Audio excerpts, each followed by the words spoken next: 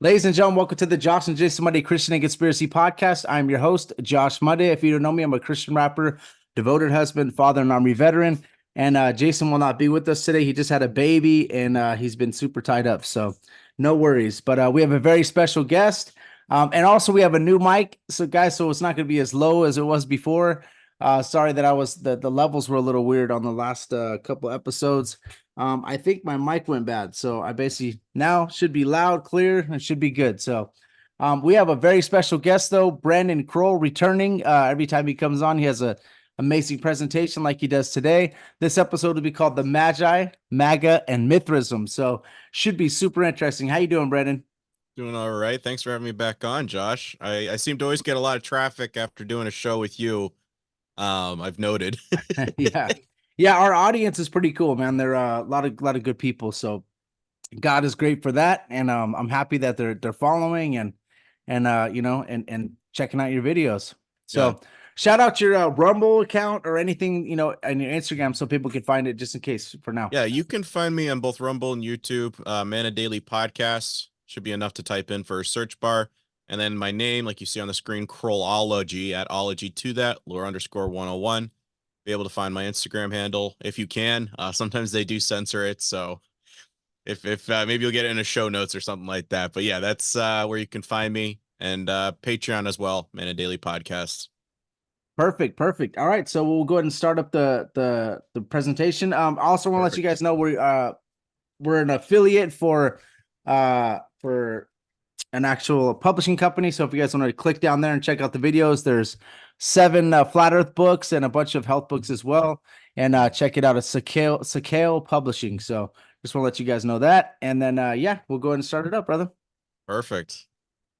Yeah, so like what I've been doing with some shows with Cliff, I was kind of laying a little bit of the foundation of explaining for folks that Mithraism and Sol Invictus is very much the foundations of both Catholicism and Freemasonry. Once we begin to understand this, because I would recommend a lot of folks, if they're interested in trying to understand how the occult thinks, how to view the world, on how they would view the world, you'll also begin to see the parody religion that goes on with Christ, and especially the doppelganger aspect of Tammuz, Nimrod's son. That's most likely, I would place all cards on the table saying that that's probably going to be the Antichrist figure. Just reading from their stuff. Like, for instance, got 2 clips here from some books I've been reading. The supremacy of Mithra is also known by the enormous number of the names of kings, princes, and nobles containing the name of God, and this not only in later days, but also in earliest times. The conquering kings of Persia established their religion wherever they carried their victorious arms, especially at Babylon, which became the winter residence of the great kings, was the Magian cult established in great splendor. The Persian arms had laid low temporal power that had previously reigned over the cities of Chaldee, and the priests of the conquerors, the Magi, were established in the highest place and representatives in the religion of the court. But the Iranian religion was not enough to that it reached back, as it were, at the nighttime. So, main thing I just wanted to establish here. Oh, and so strong was this influence in centuries later in Rome, it was believed that the native land of Mithra lay at the banks of the Euphrates. All Something right. interesting is with Euphrates, we all know that that dries up at the end. Yeah. The 4 And what angels underneath it as well, right? The fallen angels. Yes. And that's something that I'm finding interesting because we have this Mithra guy and he's connecting to the Magi. And that started making me scratch my head and saying, okay, so if Babel, allegedly, some variation or form of this translation is supposed to mean portal of the gods, or like, somehow to get to heaven, basically. Yeah. So what I'm trying to explain to folks is because what I was getting from Gary, I asked a direct question is that so there's the original Titans and all that, and then you get Nimrod's family, and they come along and they try to establish what we get in modern day Hollywood with a symbiotic relationship with these demonic beings. That's what Yeah. that star Remphan would equal, or the Star David, as people would know it best as, and the pentagram. Okay. So Mithraism, that spread over the Roman world in the first 4 centuries of our era, though it was the strongest, was not the stream from the same source that reached the Western world. Pope post-exilic Judaism was strongly tinged with Mazdaism in the form of Phariseeism. Now, that's something I was like, oh, wait, so the Pharisees have a connection to the Magi now here.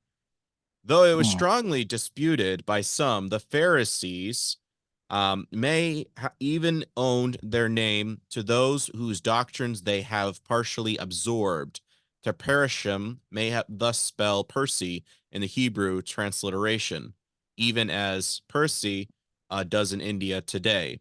But not only were the Pharisees, who gradually became the national party among the Jews, imbued with Mazdaean ideas, but many schools of mystic and Gnostic nature arose in Syria and Arabia, who are less the adherents of the magician traditions and influenced by the Magian doctrines. Such schools formed one of the links between the Jewish and Semitic Gnosticism on one hand and the Christianized Gnosis on the other. It was to be marked by Simon, whom the church fathers regarded as the earliest Gnostic heretic in Christendom, was surnamed the Magician in the Great Announcement, which was the principal document of the Simeon tradition, is filled with Magian doctrine. So we already begin to see how, like, oh, so this is an early church father, and around the 3rd, 4th century, what merged then? The Catholic Church. Yeah. Wow. Yeah. So I was finding it a little bit interesting with the Phariseeism aspect as well, because what I'm always trying to explain to folks, it's not an ethnicity, it's an ideology. And when you begin to understand this, you start going, wait, this is the ideology all the way back to Christ that he was condemning. Yeah. Yes. So you're saying Tammuz? That's what you were saying? Back to Tammuz. Tammuz, Okay. Mithra, Yeah. Helios. Okay. Yeah. A lot of people would say a Nimrod. That's one of the things I hear. So Tammuz is one I've heard from somebody before as well. So yeah, interesting stuff, man. I lean toward Tammuz. Uh-huh. Again, I'm going to be showing why, because there's an etymology of an individual, hence the MAGA aspect Okay. of why I would suspect this. Because a Okay. lot of times I was actually prepping this under the original of debunking the Baphomet. So Yeah. that's one of my biggest beefs is people keep saying, oh, look, Baphomet's a trainee, therefore Satan's a trainee. And it's like, because when you Yeah. do Yeah. that, you start to basically, in a faith that requires pristine clarity to convince people that Christ is the right way, you kind of have to be very careful of how you're explaining your faith. Because if you automatically just go, that's just Satan, it's close. But this is the aspect that I'm a little bit against with the triune aspect. And towards the end, you'll see why. Because I think I figured out what the mark of the beast is based off of that. Okay. When you understand that Baphomet is supposed to be an equivalent of Hermes and Thoth, and again, I'll have slides, but we'll skim past as I explain it now. You begin to understand, wait a minute. So basically, Satan requires an avatar, a fleshly avatar. Yes. And who is the most likely? Well, like we've explained before off the Emerald Tablets, this would be Hermes or Tri-Hermes. This would be an equivalent of Tammuz. And I have that because I've compared contrast. I'm like, okay, this is a symbolism. This is a symbolism. And I'm going to be showing you some stuff as we get to some slides. So like, yeah, so people got to understand too, like Hebrews 13:4, like angels come in the form of a human, right? So this is kind of what he's talking about on the opposite end, because I know some people would just say, Yes. Even that verse doesn't even tell you that that's good angels only from God, right? That could be fallen angels as well, right? Correct. Yeah. So people don't understand that aspect. I've always believed when I was a kid, oh, that's a good angel, right? You never know when you're entertaining a stranger. Always thought that, but angels could come when they're here, they're in the form of a human, right? So yes. Satan And as well. well, basically, as near as I can tell, is like the whole wings being clipped does have to hold some sort of validity. Reason being is because they wanted a Tower of Babel to be built so they can have access back into heaven. Yeah. So there has to be something. They want to have giants again. That's what they wanted to do, right? Because they killed their Correct. ancestors, so they wanted to go up and mate with. And most likely that's what the mark's going to be, as we explained last time. I'm like, it could be wrong, but it makes a lot of sense. Interesting. Yeah. And again, just explaining, you can look up pentagram, folks. You'll find or type in sigil of Astaroth, and you'll be like, okie dokie, that's kind of creepy, because that would connect basically to the first witch in the Bible, which would be an equivalent of Nimrod's wife, aka mother. And where do we see this logo? on Baphomet's forehead. So it represents the 5 points, can represent the elements of air, fire, water, earth, and spirit. Mm. Hence why I was kind of finding it interesting is what does he say about the mark of the beast? It's going to be in your forehead and in your right hand. So what is Yeah. that saying? It's basically saying I'm pledging my spirit soul to whatever entity's beliefs this is. Fire, earth, metal, water, and wood, right? Interesting. Wood and spirit. Yep. Yeah. Okay. Earth. I guess wood would be an equivalent. Fun fact, as a biblical cosmologist, you might find this interesting in future presentations. But Iranians believed the sky was made of stone. Mm. And remember we were talking about last time that, Star Walker, Christ walked on water. So it just Interesting. kind of made me Yeah. start scratching my head. I said, I wonder if that was the inspiration behind making statues or stone idols. Because in their mind, they're saying, well, that's where they're from. And if this is a piece of heaven, I'm therefore. Mm-hmm. Yeah. Or So, wood would be like Hollywood or the all that stuff too. So yeah. correct. Correct. Another aspect is because we get the misnomer with sun god worship with son of God worship. And that was intentionally by design of merging Catholicism with this pagan deity. As we explained before in Crown Wreaths and Halos, but the halo was inherited by Christianity from Egypt in worship with the rest of the world. So Horus could be an equivalent. Tammuz or Apollo, they could also be equivalents. And a lot of folks, they always ask, well, who's Tammuz? And if I ever do write a book, that's going to be one of the titles for one of them, because he is basically Christ's pagan doppelganger. Yeah. That is literally his symbol. And when we Yeah. begin to understand this, okay, so Christ died upon Nimrod's son's symbol. That has to have some sort of validity. I would wager, and this is why I really like that line in Chronicles of Narnia, don't recite the dark magic to me, which I was there when it was written. Why? Because he knows what that symbolizes. He knows who that connects to. He knows this is the occult's Messiah figure.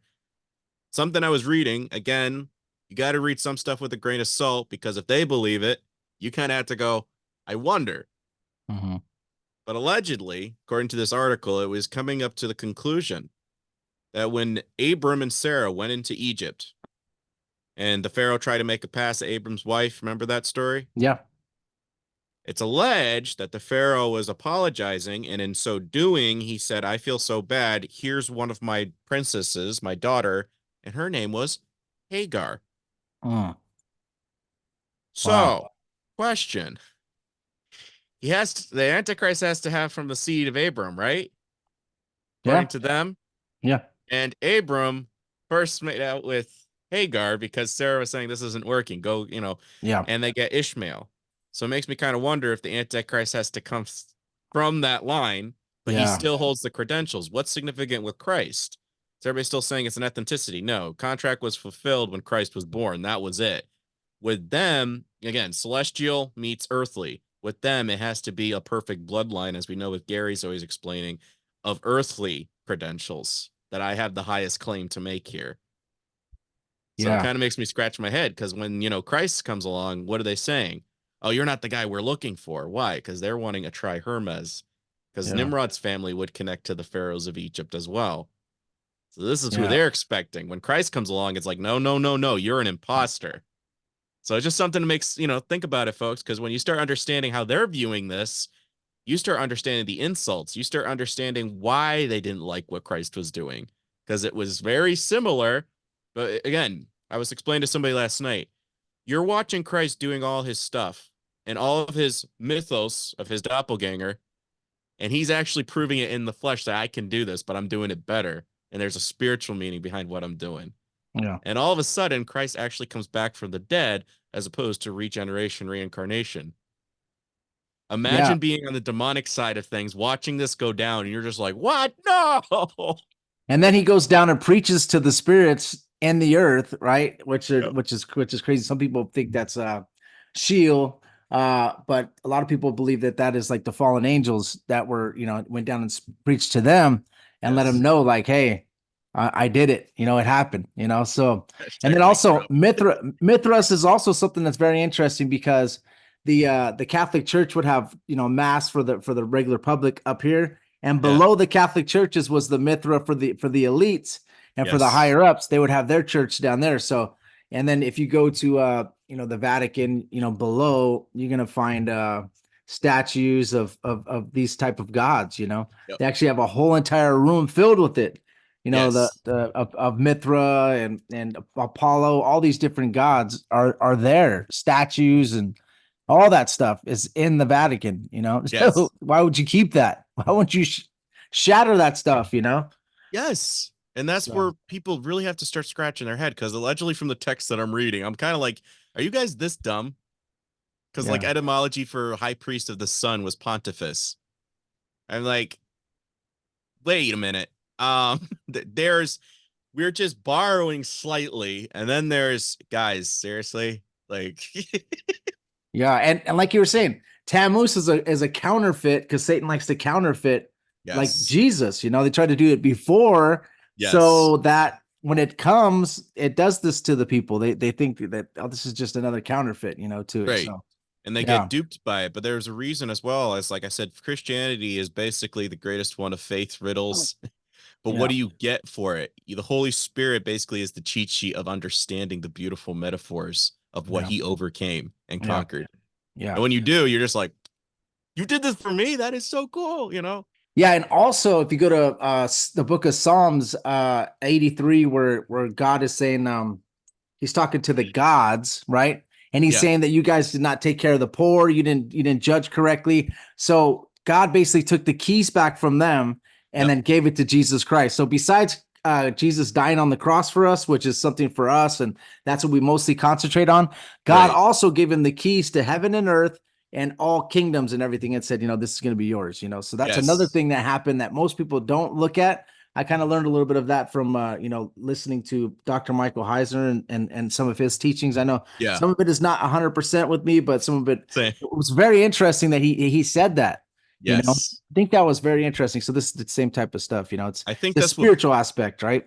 yeah. And I think that's honestly what baptism comes down to meaning is like, guys, what did I just do? Yeah, I just let you conquered it in. all. Yeah. Yeah, By going down, I'm saying this is the old man. He's going to stay down here. But what I do, I came past the water. That's past the firmament. Don't yeah, believe me? Then why did he send a dove? yeah. It's Very interesting. beautiful when Yeah, you understand the yeah. significance of that. You're like, wait a minute. So I have now access to, yeah.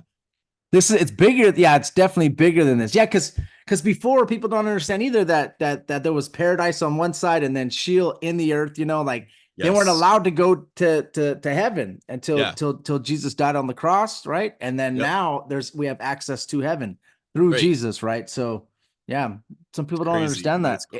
it's cool. It's amazing, bro. The spiritual aspect is so much bigger, like and deeper and amazing, dude. Besides just the fact that died on the cross for our sins, Yep. that's amazing, and that's the gospel. But there's a spiritual aspect that happened as well, that basically to Satan and to that's why it's amazing, man. Genesis 3:15 is an amazing verse. Oh yeah. It really gets a lot cooler when you start digging into this stuff. Yeah, it Anyways, is. just laying a little ground basis. Pentagram, you will find it's originated in Mesopotamia. Tammuz, a Mesopotamian religion, god of fertility, embodying the powers for new life in nature in the spring. Again, already the parody being drawn there. The name Tammuz to have been derived from Akkadian form of Tamuzi, or based on early Sumerian Dumazid, the flawless young, which later standard Sumerian became Dumazid or Dumazi. And what is the ritual of Tammuz? The palm is crystallized as a victim god, martyr, resurrector, and today tradition is represented as a symbol of fertility, the cycle of death, nature's tradition. So I'm just finding that a little bit of interesting. He's got this whole regeneration, reincarnation, resurrector, and that's what Just I'm like really Easter. loving. Yeah, Yes, and this is yeah, what I'm just like loving about Easter. it Yeah, because I'm getting a lot of folks asking me.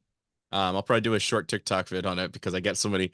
Well, can I, Yeshua is a Jesus? And I'm like, well, yes, I would lean towards the Yeshua bit, but since he came back from the dead, what did he technically do spiritual realm wise? He usurped all titles of whatever deities there were before or lies that acquainted to that, because there's apparently demons still are scared of the name of Christ. So Yeah, either way, it sounds like to me that they tried to be funny and doctor it up, but it still has power because it's who you believe in. It's not necessarily the name. Because yeah, why? Because we had Babel.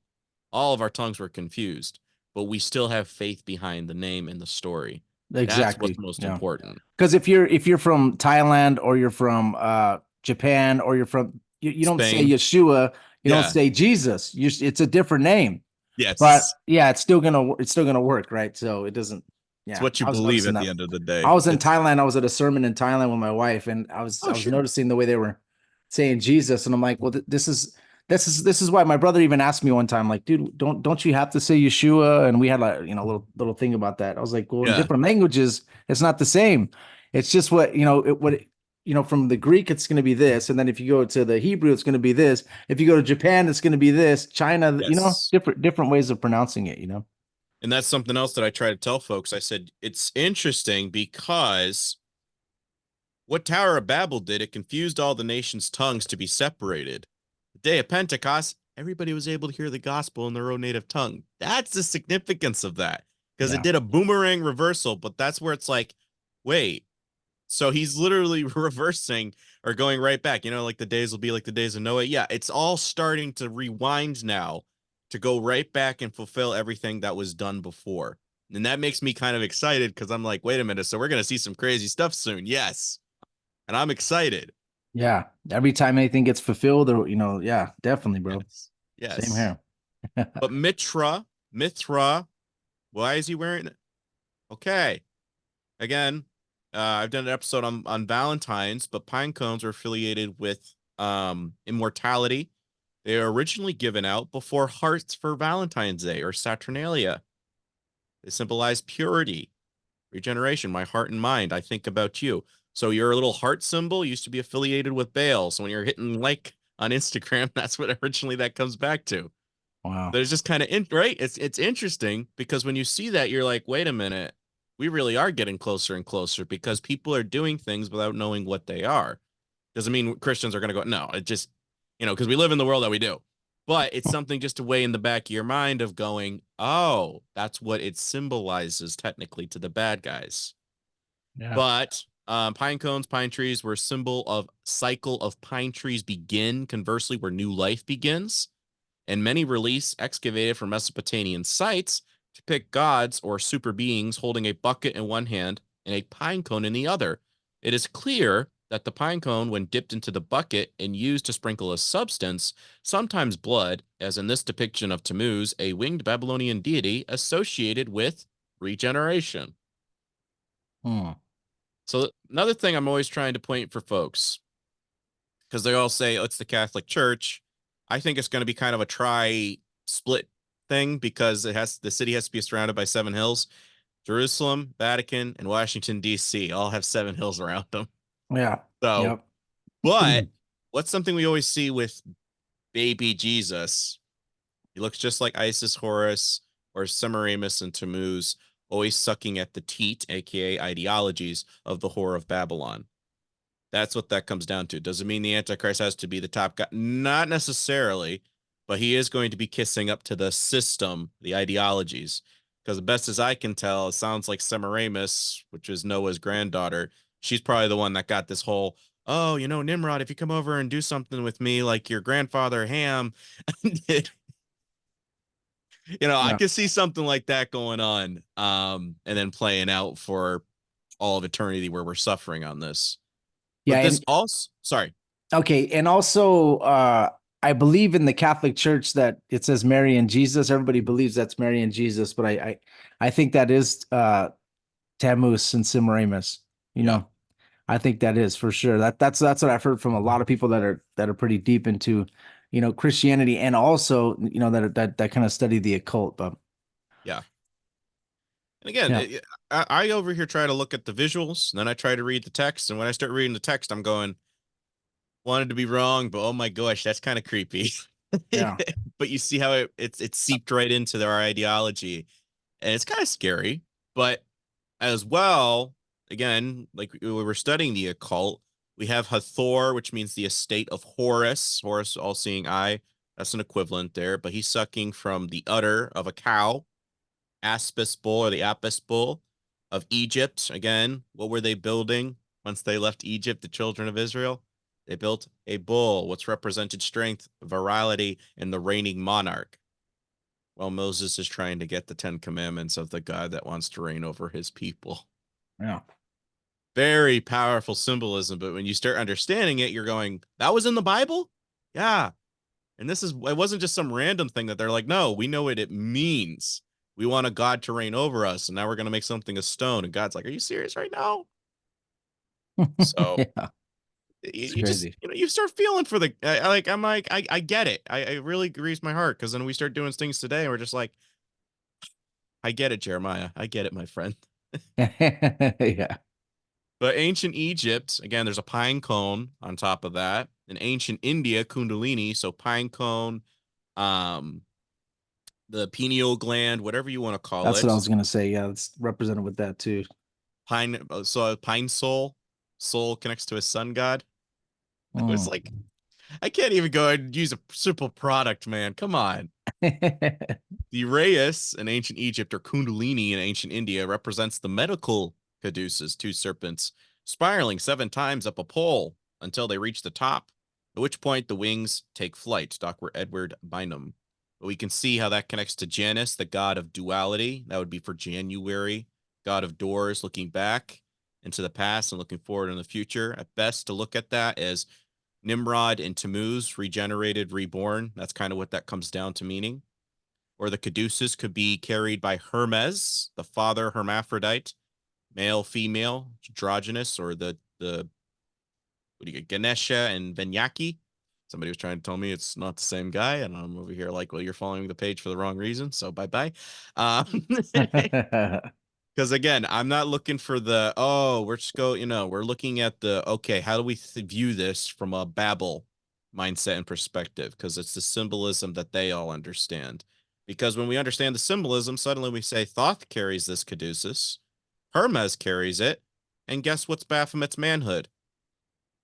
The same freaking thing, which matches the Sephiroth, or the Hermetic tree of life. That's literally laid right down there on the Kabbalah tree of life. Yeah, so you have Christ now on a cross, or a Kabbalah tree. And now I was like, okay, very interesting that this is all going down. And again, something that I'm finding interesting is the Orphic egg, again, where we get Easter eggs from. Ancient Greek, it was the cosmic egg from the hatched of the primordial hermaphroditic deity, Phanes, or Protogonus, with connections to Zeus, Pan, Metis, Eros, and so on and so forth. And just a couple other articles to confirm that I'm not just making this up on some biased source. There's a couple other articles that will confirm that Thoth was either born from the lips of Ra at the beginning of creation, or he came from the cosmic egg. What is the cosmic egg? Well, if you looked at Baphomet's forehead, the little shoot that comes up, that would be an equivalent of the cosmic egg right there. Pineal gland, cosmic egg, call it whatever you will, but it has all similar meaning. Is that basically you're self-created? Again, Antichrist-wise, kind of scratch your head on that one, folks. Is basically saying you could become your own god. Yep. So, the whole Freemason, the whole Freemason thing and everything. Yeah. Interesting. As you just stated, from other people's works, and I just told you, the Hermes is equivalent of Baphomet. Now you kind of understand the reflection. You understand the reflection within the Catholic Church when they have that little, where is it? The Vatican sits in the mouth of the serpent, that little mirrored room where he does all of his little speeches. Why is it Baphomet? Because Baphomet would be equivalent of their Jesus, the sun god, or Hermes, the messenger between the gods. It seems that Nimrod's son, the Tri-Hermes, Tammuz, call him whatever variant you will, had basically established a relationship where he was the go-between between the fallen watchers beneath the river Euphrates, hence Mithra, the base of the river Euphrates was his base of operation, and also was basically going to be used as Azazel's Avatara, as Gary was correcting me on that, but I was like, well, that would explain why we have the surge of create your own avatar online, Yeah. in the movie Avatar as well. because you're basically plugging into a beast system and mindset. And again, you see it at the Who with the staff of Asclepius, kind of representing a cousin variant of the caduceus. And again, it's kind of interesting that everybody says, no, the caduceus represents wisdom, and the serpent rising within is just like that old serpent that called the devil Satan deceiveth the whole world. The crazy thing about this is too, that you were just talking about is that's how these fallen angels or entities have to do. They have to try to plug into an avatar or try to find a body. And we have a body and we don't even appreciate that. So now they got us tricked into thinking that we want to become an avatar or go into a metaverse and try to do the same thing that they have to do. Yes. Right. And yeah, I think that's really interesting. It just kind of came to my mind right now. So they have to find an avatar or find a god or whatever they do. And we already have the body. Yes. We don't even appreciate that we have the body. We've got people committing suicide, depressed, anxiety, all these different things, and not appreciating, having life. When all these demons, they would love to have a body. Yeah. And then these fallen angels also, we're trying to get the heavenly body, right? We're trying to get to heaven, and they shed their occultarian, their heavenly body, to come down and to have sex with humans. You know what I mean? So it's just interesting, man, how unappreciative some of us are and how unappreciative they were also as well. Right. Well, it's because they wanted the pleasures of this life, which is, again, if you're following the mark, you're wanting security of this life. You want pleasures from this life. Whereas God's just saying, forget about them who kill the body, because I have the power of claiming your soul for all eternity, which is 1,000 times better. Yeah. Of course. 1,000 times better. I'll take that any day. But just tying a little bit of, okay, so how do you know Mithras connects to Hermes? This is just the beginning of a couple of chapters. It was written by, I think it was a woman. Can't forget it was Mithras and Christianity, or again, sometimes you have to read a little bit of the Cynics books because they bring up some interesting texts. And the author's name was Pagan, Payan. I'm something of the title. But as for you, Emperor Julian, I, Hermes, have granted you to know Mithras, the father. Praetor would be an equivalent of that, which is where we get the father for the Catholic Church. And keep his commandments, serving for yourself, the anchor, capel, and safe mooring all through your life. And when you leave the world, having every confidence that the God who guides you will be kindly disposed. And again, we have 7 initiatory rites of Mithras. This is kind of where the Freemasonic aspect of things came to be, from what I've been digging into. And I'm loving, again, in the book, they're saying it's similar, but it's not the same. And I'm like, well, it evolves over time. Still sounds like the same guys with how they do a lot of these initiation aspects and what each degree represents. But we see here in the little quote on top of the chapter is talking about a Titan, which is already a ding, ding, ding, if you know Gary's stuff. Yeah. Or fruitful Osiris, or him who beneath the rocks of the Persian cavern twists the horns of the stubborn bull, Mithras.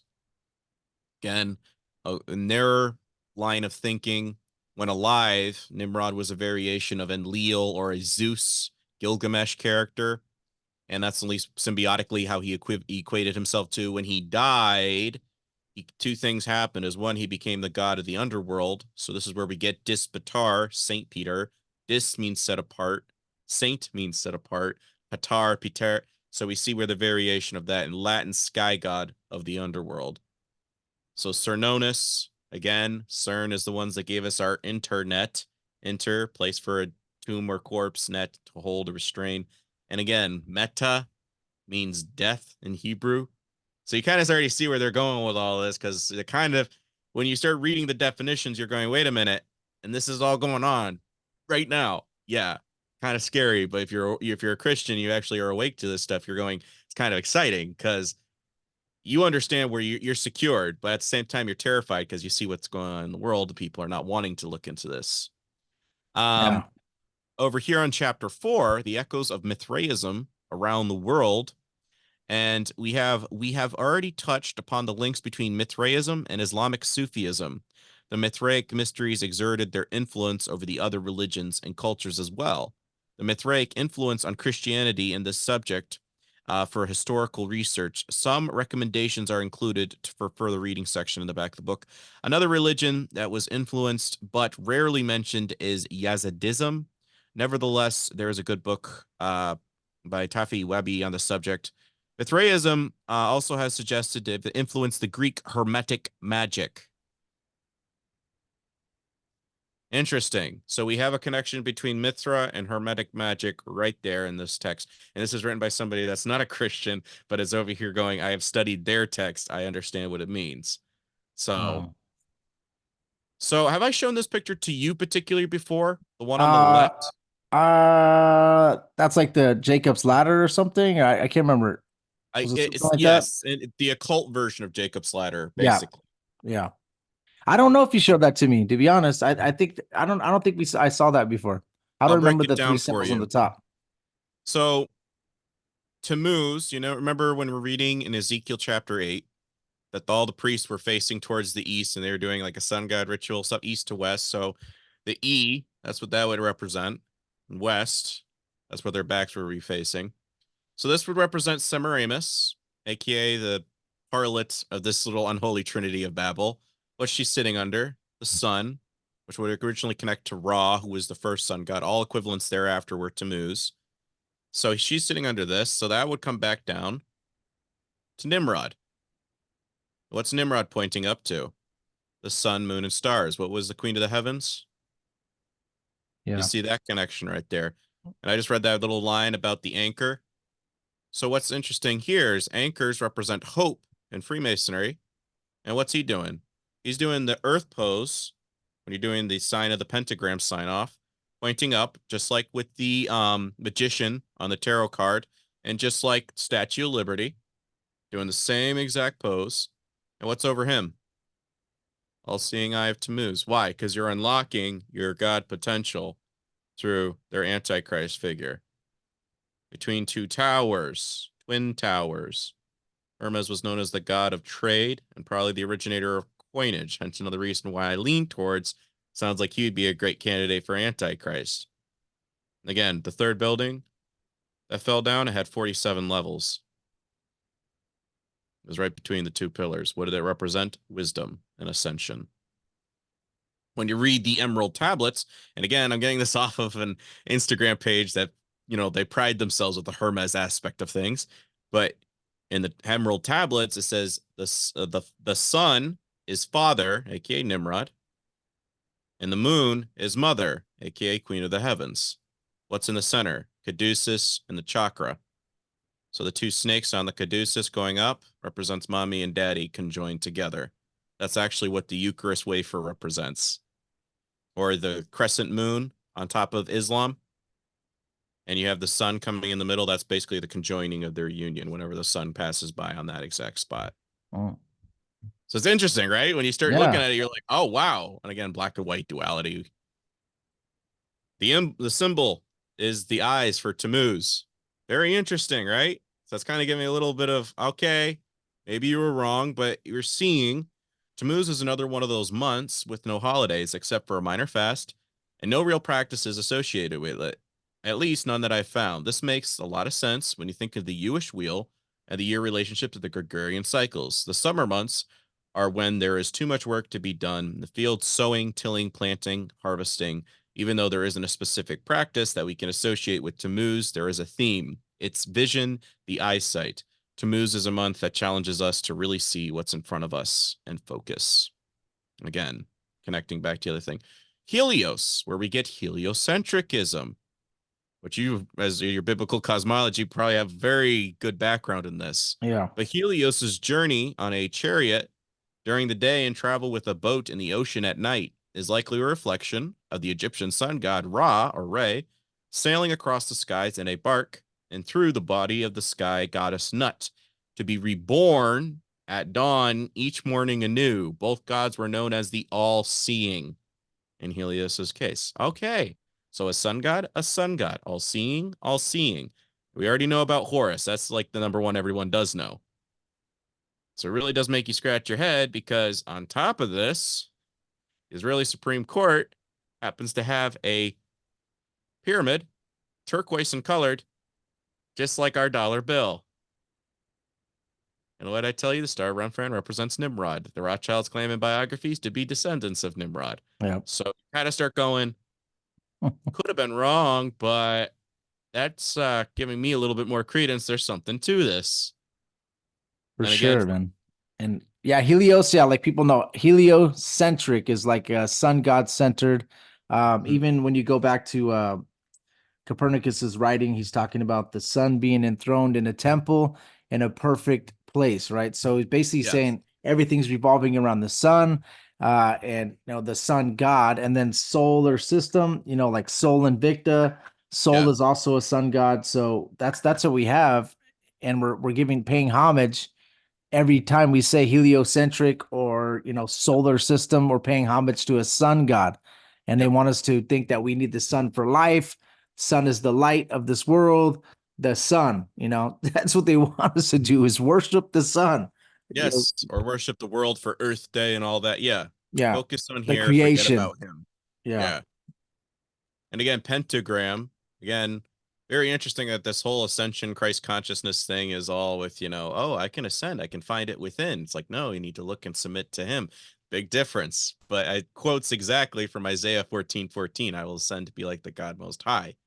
So again, the pineal gland looking very similar to the pine cone of how they have their all-seeing eye, which they want us to be focused on of, oh, you can ascend. Did you know? So 9/11, are you aware of the aftermath once they cleaned up a lot of the rubble, that they had this ceremony that formed the all-seeing eye?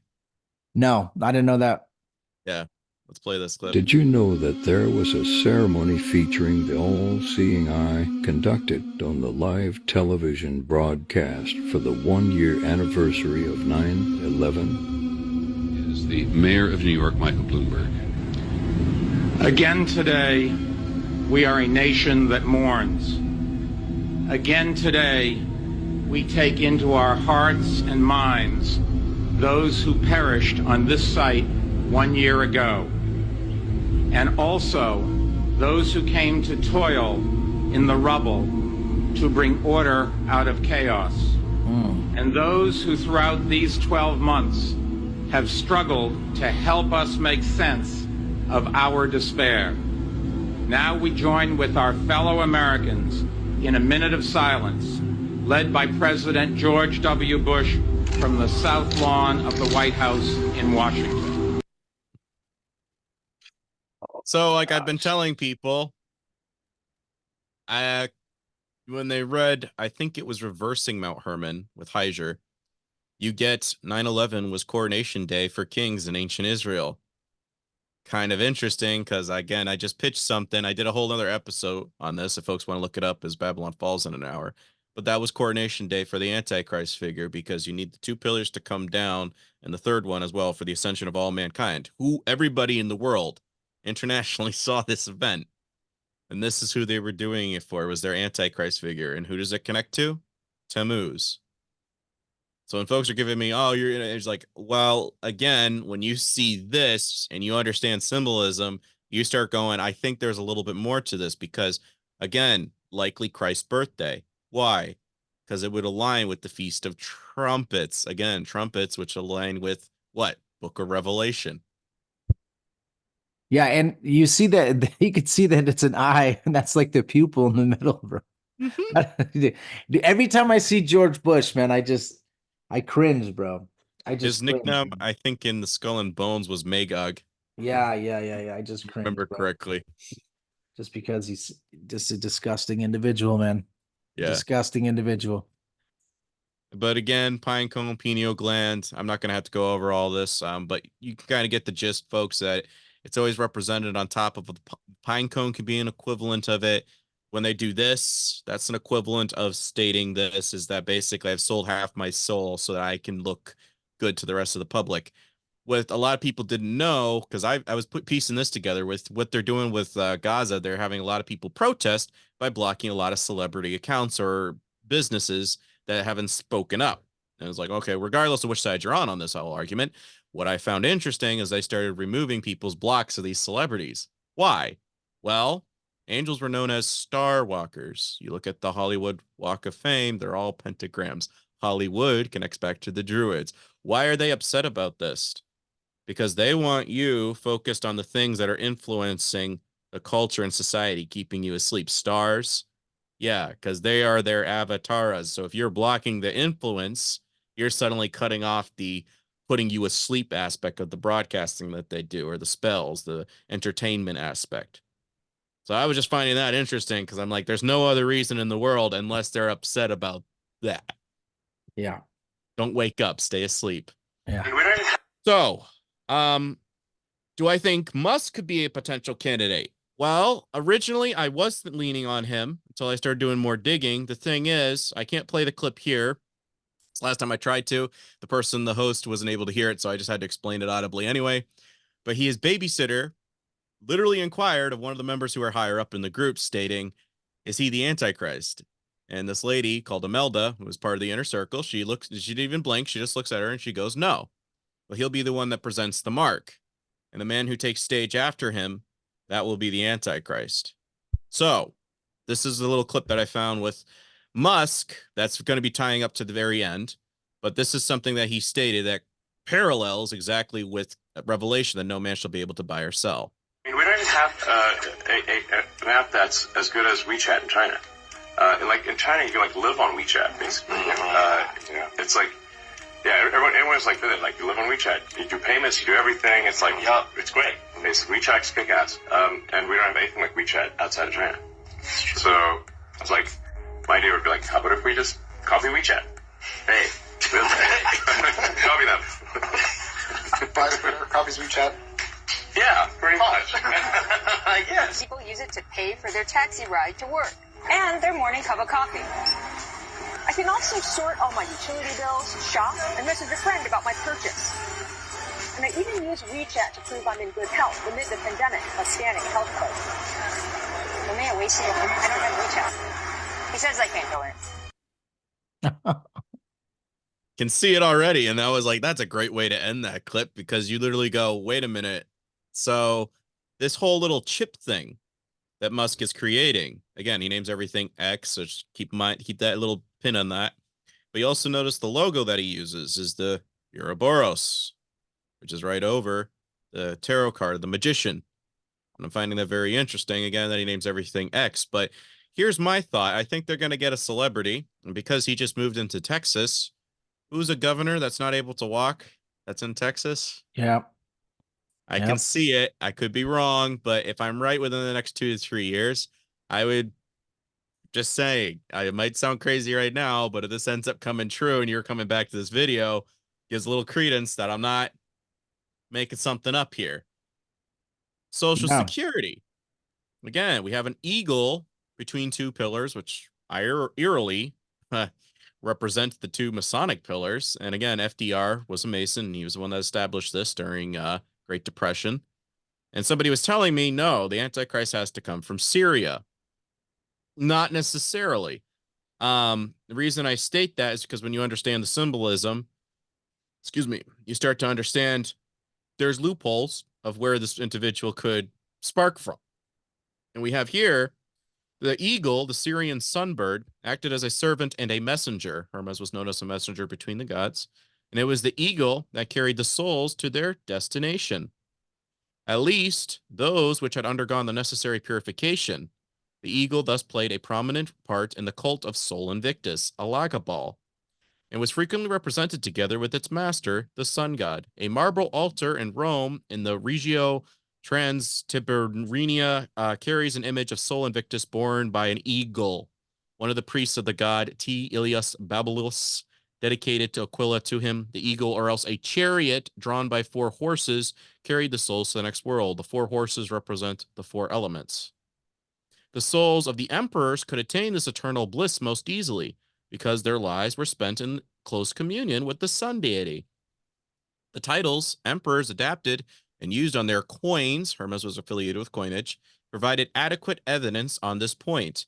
They set their subjects to proper example of the requisite cleansing or abstention. Elagabalus, for instance, was depraved, voluptuary, and a slave of his passions, refused to eat pork. This was an emperor that basically brought the Black Rock cube into Rome. I did an episode on that, the origins of Black Rock, and how I think he'll tie into end times. Elagabalus is a variation of Baal. That's where that comes from. So that's how he introduced this Mithraic stuff into Rome. So you kind of start scratching your head and you're like, okay, I see where this is all coming from. You literally established the Whore of Babylon, the counterfeit within Christianity, and people are saying it's the one true church. This is how they're going to get duped. But again, Sol Invictus Elagabal was not alone. Similar to practices known for the cults of Cybele and Attis. Attis is very interesting to take note of because that's another equivalent of Mithra. Cybele is equivalent of the Queen of the Heavens. She's usually known as the Mother of the Gods. Yeah. So what's the one represent, or the eye, over the magician's head? What I say about the Ouroboros logo? There you go. It represents the God potential movement. So here's this, folks. What's 33 times 2? 66. What's missing? The eye, the ascension key component. When you do, what is it? Skull and Bones. When was it founded? 322? Why? 3 times 22. 66. What's missing? The eye. But again, it's a skull. But again, that's what the bones, the crossbones, skull and crossbones. Crossbones is equaling times. The magician's stance representing being in alignment with the divine realm in 3D reality. And again, you see this with the Statue of Liberty. You see this with the stance of the pentagram. That's one of 4 poses. You see the fictional Jesus that they have for us doing the pose. And you see Baphomet doing the pose. As above, so below. And Genesis 3:22 as well is another thing, where it says, then the Lord God, behold, the man has become like one of us, God and Yes. good and evil. Yeah, so that's another reason for the 3:22. Genesis 3:22. See, they always tie it together too, folks. There's a reason. They always have a reason for why they do what they do. This is important. Like I just said with Attis. Why? Well, again, let's see what we got here.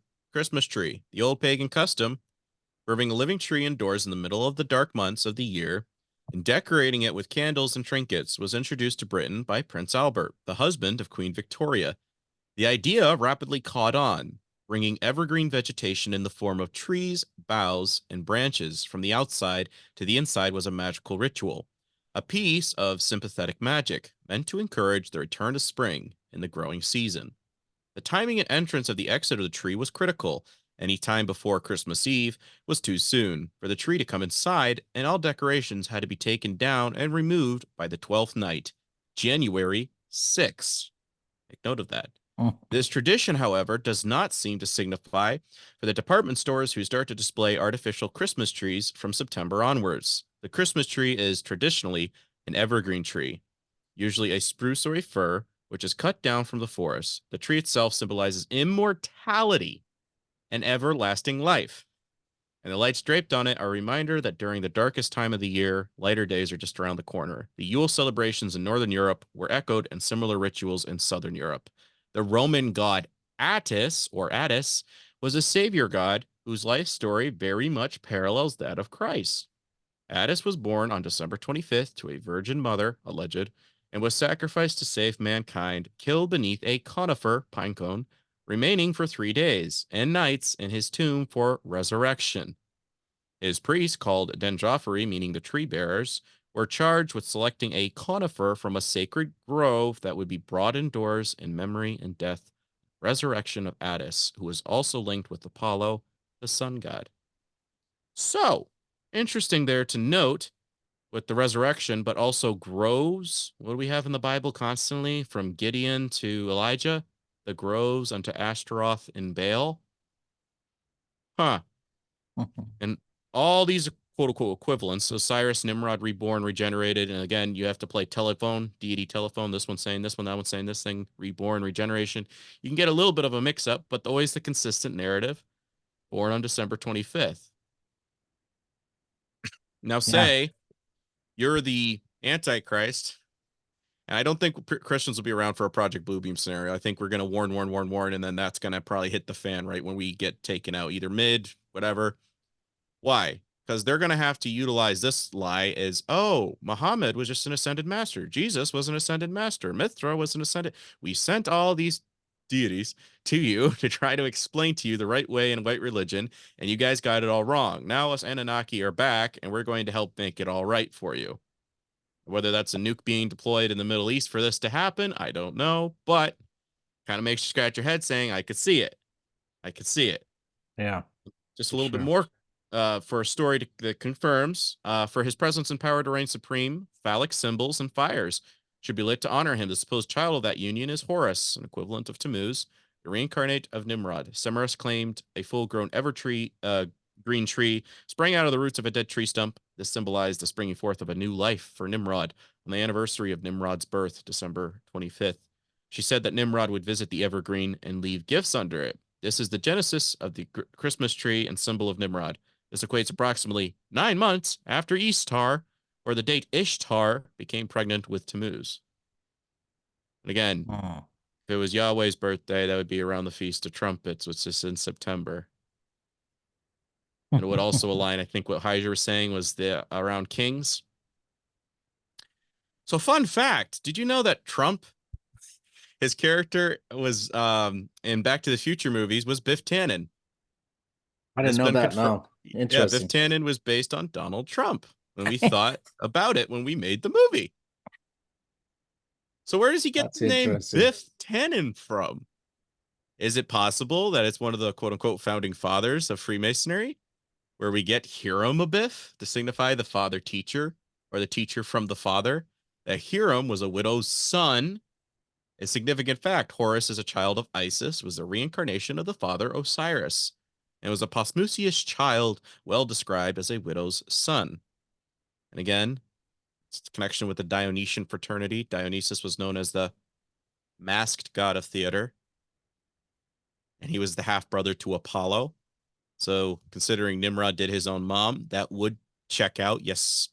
Tannin, so when we're saying, oh, Tannenbaum, fir tree, connects to a conifer tree, which is a pine cone. Arts, pine cone, regeneration, reincarnation. So again, those of you guys like the Hillary trivia, that was her nickname. The Secret Service was Evergreen. So again, if we want to go with that argument that we were saying earlier, that's not really Jesus's real name because Jay didn't come around until like 1500s. Okay. Case in point, where'd the word Jew come from? Was it possible they were formerly known as you? Why? Well, coniferous tree, which had red berry-like fruits in most parts, which are highly poisonous, are linked to folklore and superstition that can give great age. The timber is used in cabinet making and formerly to make longbows. So this is where I did in the episode King of the Yews. I was breaking it down saying, well, is it possible that these people who worship the Sephiroth, the Kabbalah, Hermetic Tree of Life, that this is their religion? And then in a way, it was mockery of putting Christ on. You want to be our tree god? You want to be the guy that we wanting? Well, this is what you're going to get.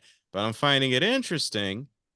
Again, they're emphasizing the J word when I think I always like saying you instead, because I think that gives a little bit Yeshua. Let's use it properly then with them, because we're starting to call out the religion, not an ethnicity. Emphasis on that. And I have a Jewish grandfather, folks, here on Paul, so you can't get much Jewisher than that. What was the cause of death? Well, for Tammuz, it's stating here that according to myth, Tammuz was killed every year by a wild boar. It was rescued from the nether world by Ishtar, who brought him back to life. Interesting, because that's one of the variations of how Attis died. Was killed by a boar. Both guys are familiar with what? See, the text of the Assyrians and later among the Sabians, Tammuz was basically viewed as the power in the mill, dying when the grain was milled. Interesting, because Attis has affiliation with grains. Here we go here. He was supposed to have died during the grain harvest and to live again, according to the annual cycle, once the grains and reintegrated into the earth. Attis means the flower and not the spike of the earth, which is dies before the grain appears. For him, in any case, seems the grain represented by Adonis and not by the revived Attis. Again, this is where they say eventually this is probably because originally he stayed dead, but once Christianity kicked in, they're like, no, he came back. And interesting, because when we read in the Bible, Dagon, Did you know that his name basically translates into grain? I didn't know that. No. Yeah, this is the one where they brought the Ark of the Covenant. Again, that's where the Holy Spirit originally was kept, folks. And what happens overnight? The statue of Dagon falls over because that's not standing in the presence of the Holy Spirit. That's not happening. All three of these deities are affiliated with grain. Two of them are affiliated with being killed by a wild boar. So you kind of have to go, you know, and what does Christ say? I am the bread of life. Again, canceling out with the grain aspect here is when it was milled and it was being baked, it rose again. Yeah. And then Dagon is also the fish god, right? So that's what the Yes. Pope wears, right? The Mitra hat again. Yeah. Ding, ding, ding, ding. Full circle, folks. It's like, could be wrong, but the symbolism speaks for itself. Interestingly enough, that is the origins of Trump's name. When I just said with Addis and Adonis was rising again with the Adonis, well, Adonis, that is the root word for Donald. Donald meaning world ruler over here. Trump meaning to obtrude, also to deceive. And then you have Trump to beat another person or organization by doing or producing something even better. Do you have proof? Well, like I said earlier, when we read it in the beginning, Dumazid.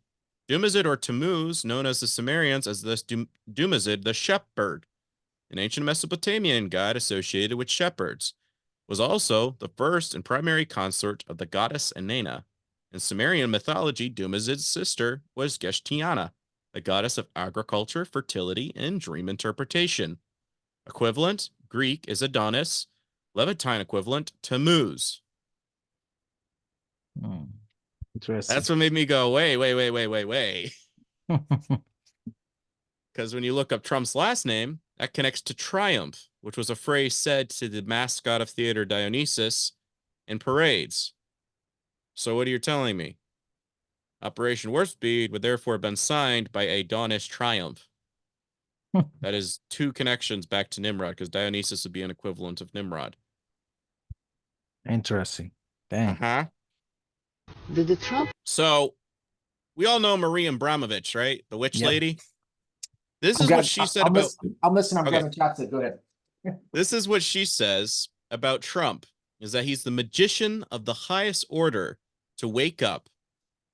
They're only changing hats. This is something I found interesting because when we look up the definition of MAGA, Trump is the best thing happened ever to us. That he is the magician of the highest order. That he is there in his irrational mind to create confusion in order that the human being can find new order. And you know, it's not so stupid thinking about this in that way. It's completely turning things upside down. Because since Trump is around, things are changing. Because we are waking up. So she basically says the same thing, just quieter. But Church of Satan Hierarchy.com, yes, I went to their source. Don't take my word for it. MAGA Magus is the highest fifth degree. MAGA in all these Latin-based countries basically means magic, magical witch, sorceress, or witch. And most, Spain, illusionist, Polish, magician, and in Sanskrit, MAGA means magician or priest of the sun. Now that's something that started making me go, wait a minute. Tammuz is known as the priest of the sun.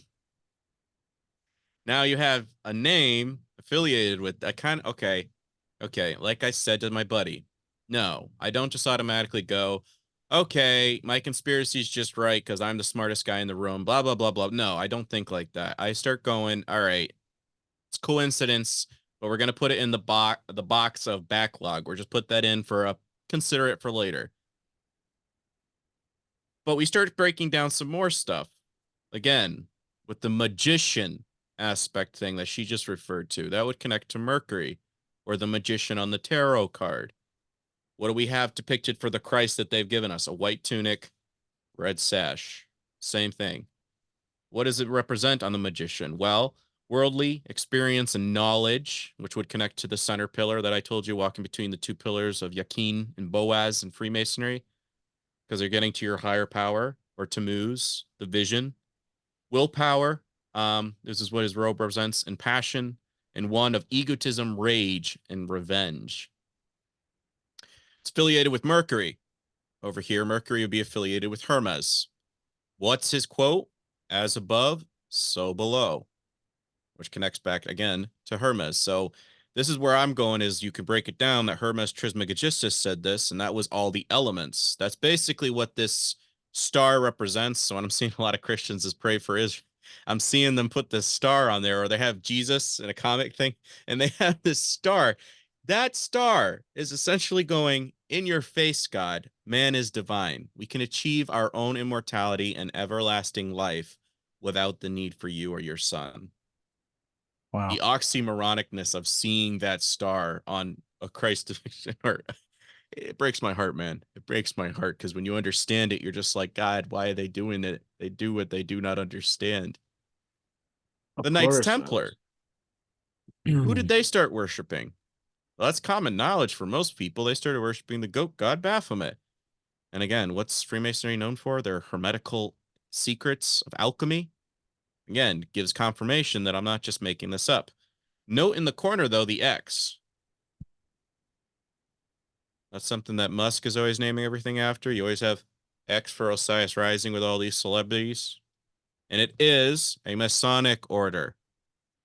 The doctrines of Freemasonry are influenced to a great extent by the Roman Catholic doctrine and history.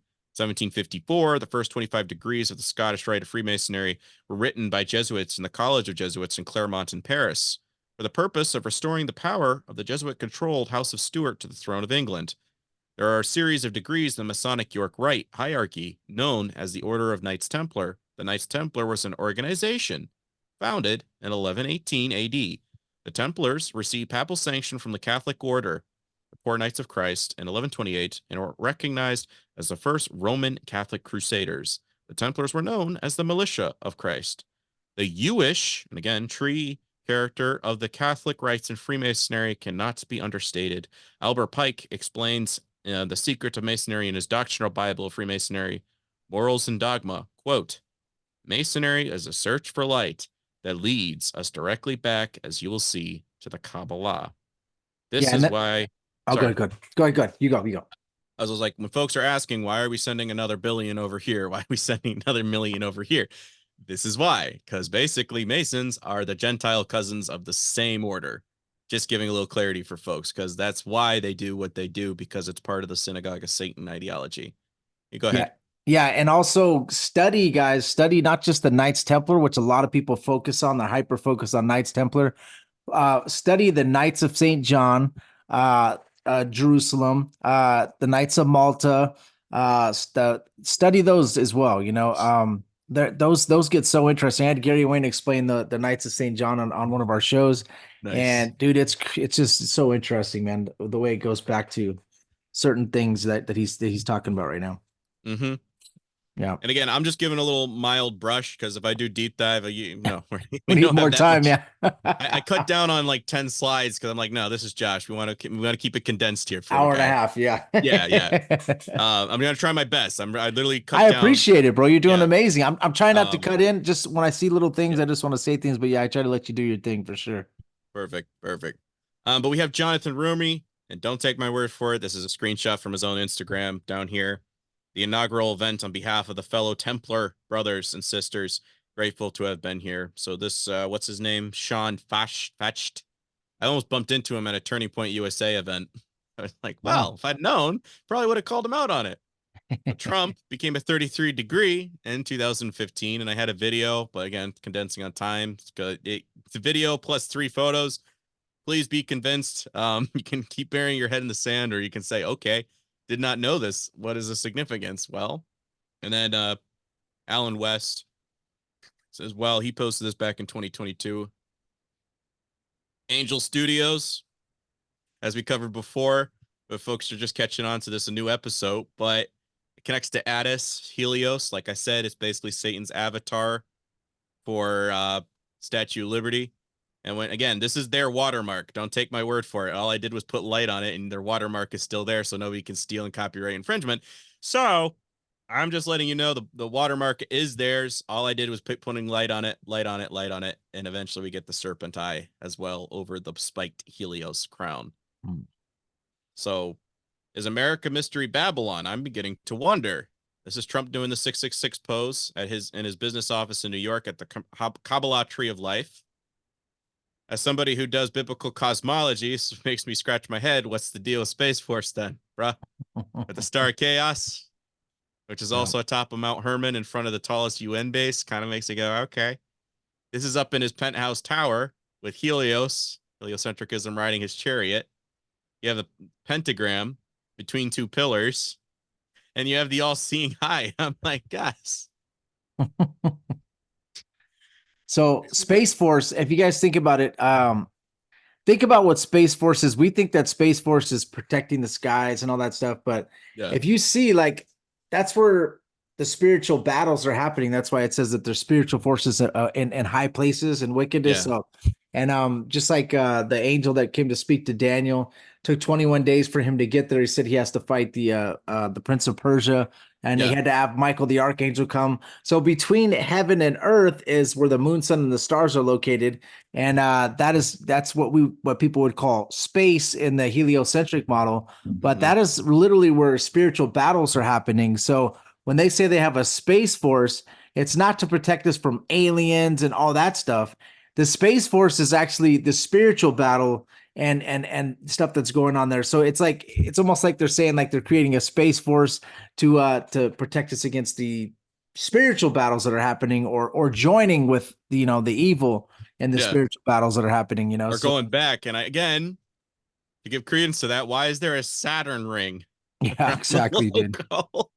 It's like always a middle finger to the Most High, Yes. Always. Yeah. And again, when you turn the hat for Space Force upside down, it's Baphomet with the star. It's like, guys, at a certain point. But again, son of perdition, what verse was used? And again, like you were just saying with the skull and bones, 9/11, Abaddon. That's the thing, folks. When they're saying that Judas was possessed by the son of perdition, I can't say fully that was Satan, because here's the thing. If son of perdition is supposed to connect to Tammuz, which is Satan's avatar and stuff like that, the guy who created coinage, this is where I did that video where I'm kind of wondering, is Judas really in hell? Because according to their laws, the high priest should have been executing him. They weren't going to touch it. They're like, no, you're on your own. He doesn't understand what Christ is doing. So by his own mind, yes, his grief would be overwhelming. Whoever portrays the Son of God, what did he do? He threw back the coins. I want him again. So I kind of have to scratch my head just saying, I don't know, because it sounds like a repentant spirit as best as he could. And again, nobody else in the entire world had ever portrayed the Son of God. I'm just saying, if you can't be executed properly, you can't go to Christ and apologize. I understand. I'm not saying it's justified, but I would understand why he would do the thing he did. But this is Trump's Instagram photo on a lot of his social medias. 9/11, 9 stars on his right eye, 2 stripes. Like I said, 9/11 was coronation day for kings. He was president in 45, 4 + 5 = 9. Gets in again, 47, 11. 47 is the classic Masonic number, which, remember, the third building that fell, that had 47 floors. And yeah, man, and it almost seems like they did like a where they want you to be craving Trump back too, like they created all these problems and everything, and they're making it so that they want you to have, they want to make you want to have Trump back. It's very interesting. What I've told people before is, think of it in the analogy of like this. You're at a circus and you just had the great magician come in. He did some fireworks, pulled a rabbit out of a hat, cut somebody in half, and they were back to, and everybody's like, yeah, this was great. And then you get a bumbling clown walking in comparison. And again, what are they going to do? They're going to throw the rotten tomatoes and eggs and say, boo, give us back the magician, give us back the magician. And what's similar with Christ and Trump right now? Oh, he's on trial. But it's like Christ went through a trial, and he's already compared himself as, I think I have this photo. He's already compared himself on his own social media of being like Christ. It's like, why? Because you need a persecuted Messiah figure. You need that, like you said, to build up the momentum of, oh, he's been redeemed. He came back. Why? Because when he suffers a head wound, which just, I don't know, but Oh, he came to drain back the swamp. Well, no wonder they took him out. He comes back. I'm just saying, I can see it. I can see it clear as day. But here's another thing, folks. Solve and Coagula. These are tattoos that are on the wrist of J.K. Rowling of Harry Potter series. Just FYI, you can look that up on a Google. Solve means to bring a component of a new substance from something heavenly and manifesting into earthly. So again, like I said, Coronation Day. Baphomet on the other arm is Coagula, which means blood clot. Again, Trump happened to be 55. Yeah. When Trump was 55, when 9/11 occurred, so 5 + 5 would equal X. What happened 19 years later? 1 + 9, X was Corona. Coronation Day, Corona. So does this have any connection to Mithra? Well, again, another read in a book, and I literally dropped the book when I read it because I was like, you're kidding. This was on either side of the two small figures, almost duplicates of Mithra. One holds a torch upwards, like Statue of Liberty, and other a torch reversed. The dataphores and torchbearers represent the powers of life and death, waking and waning, and the spring and autumn, the ascent and descent. They are also symbols of two great powers represented in the alchemical and Rosicrucian tradition. By the right hand with finger pointing upwards, and the left hand down with the finger pointing downwards, just like Baphomet. By the mystic utterances, Coagula and Solve, collect and disperse, fix and volatilize. I was like, well, you just connected Baphomet to Mithra. So I'm not just, again, I have hunches, then I'm reading stuff that people have been supporting me with Patreon. I buy the book, I'll read it, do shows like this with Josh here, and I get confirmation that one and the same guy by their own texts. So, how much time do we have left? We have at least about 15 minutes. 15. Is that going to be all right? Or do you need a little bit more? I might need about 30. A lot of these are just visuals. Okay. This one's important because I'm going to be showing how it connects to Matthew 24. But this was released by Paula Kane, Trump's spiritual advisor, Paula White Kane. But I was laughing because Kane is part of her last name. Yeah. This makes you scratch your head.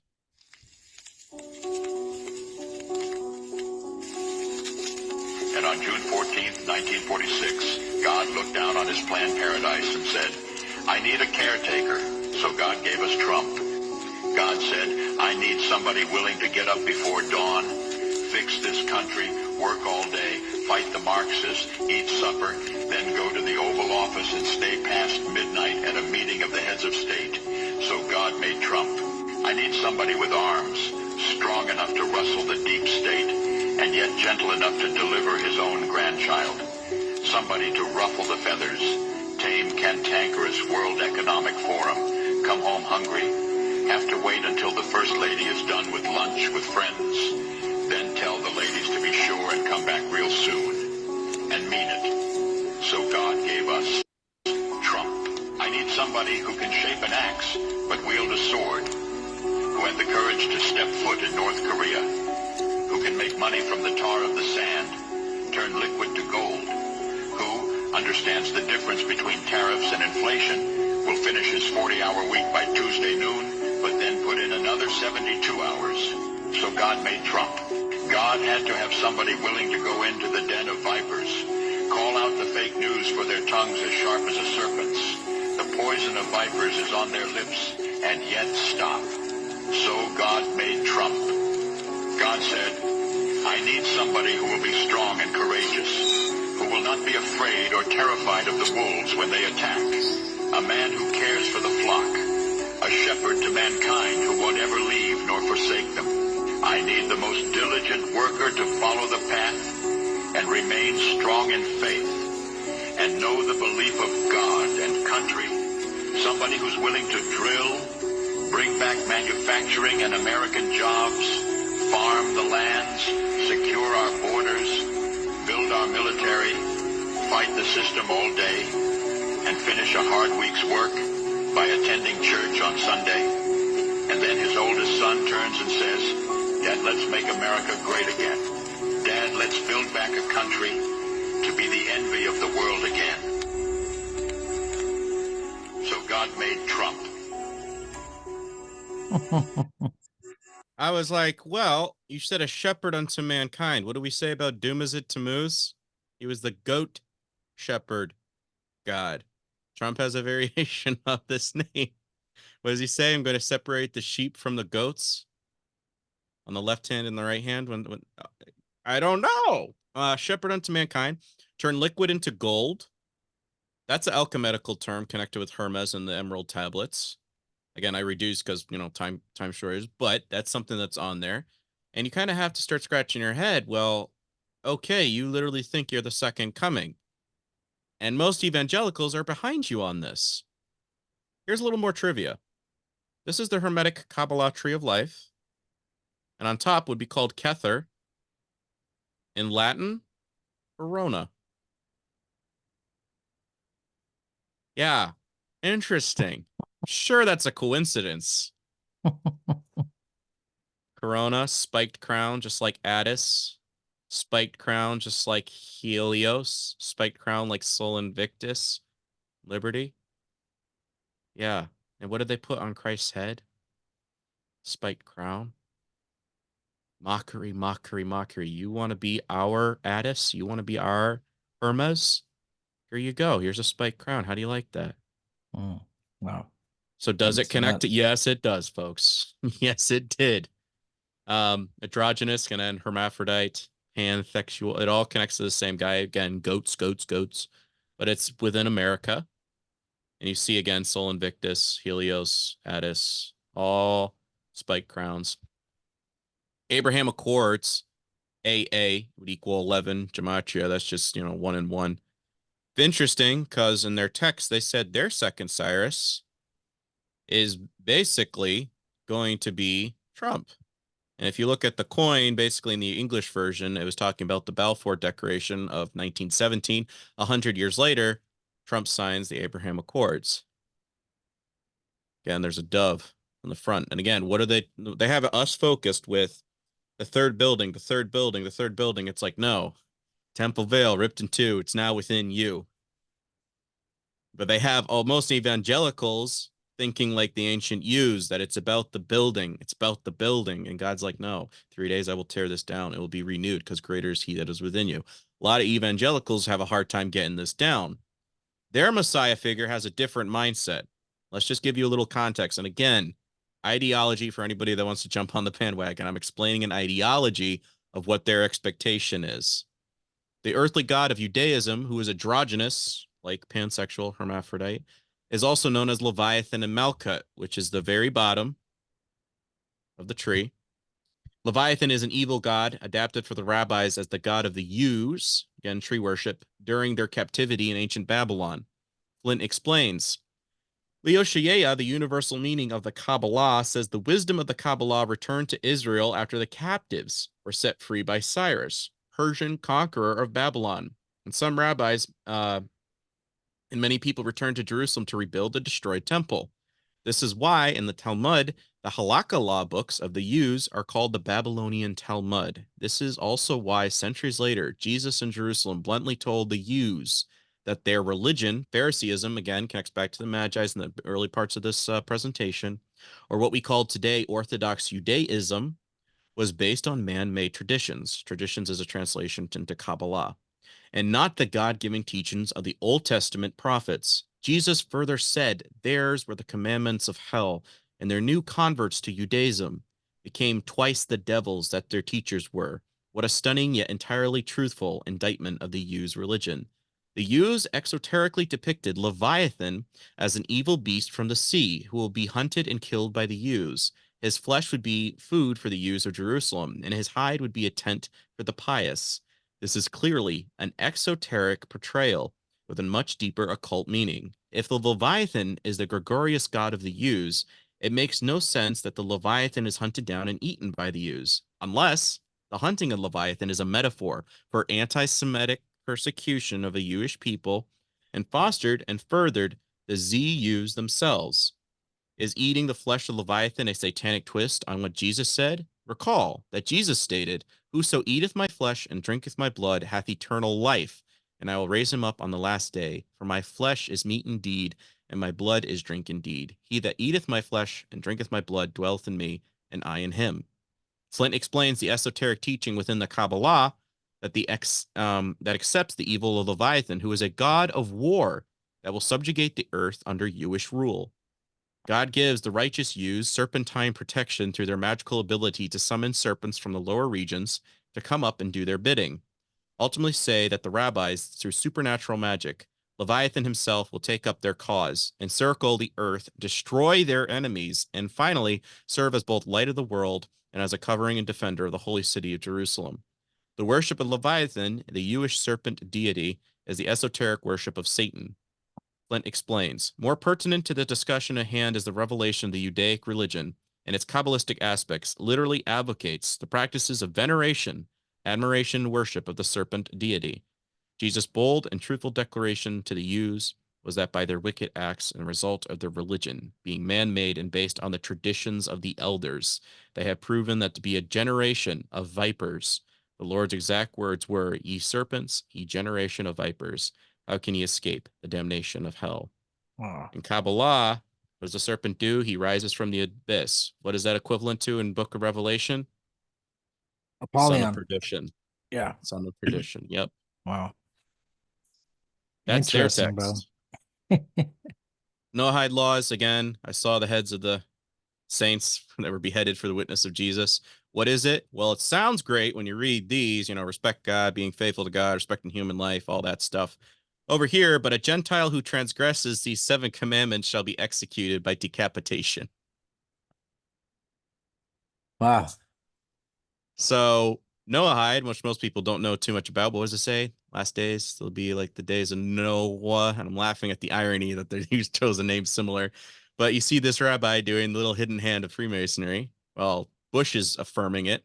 Trump silently affirms it. But then Israeli National News gives Trump the title champion of Noahide laws. And that was back in 2020. Does he state anything? Well, he already stated at a rally like 2 weeks ago that he'll deport anybody that's anti-American or anti... Does he say anything about execution? Before going any further, I want to address the horrible shooting that took place earlier today.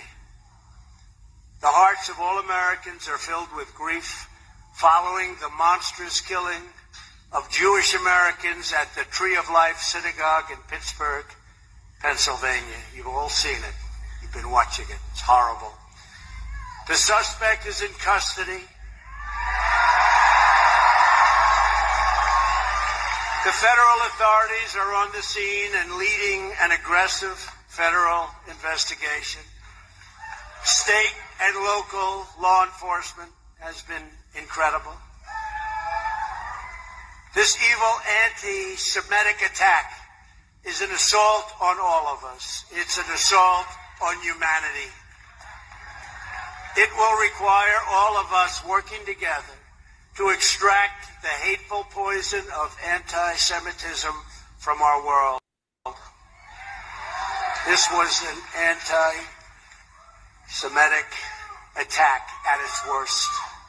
The scourge of anti-Semitism cannot be ignored, cannot be tolerated, and it cannot be allowed to continue. We can't allow it to continue. It must be confronted and condemned everywhere it rears its very ugly head. We must stand with our Jewish brothers and sisters to defeat anti-Semitism and vanquish the forces of hate. That's what it is. Through the centuries, the Jews have endured terrible persecution, and you know that. We've all read it, we've studied it, they've gone through a lot. And those seeking their destruction, we will seek their destruction.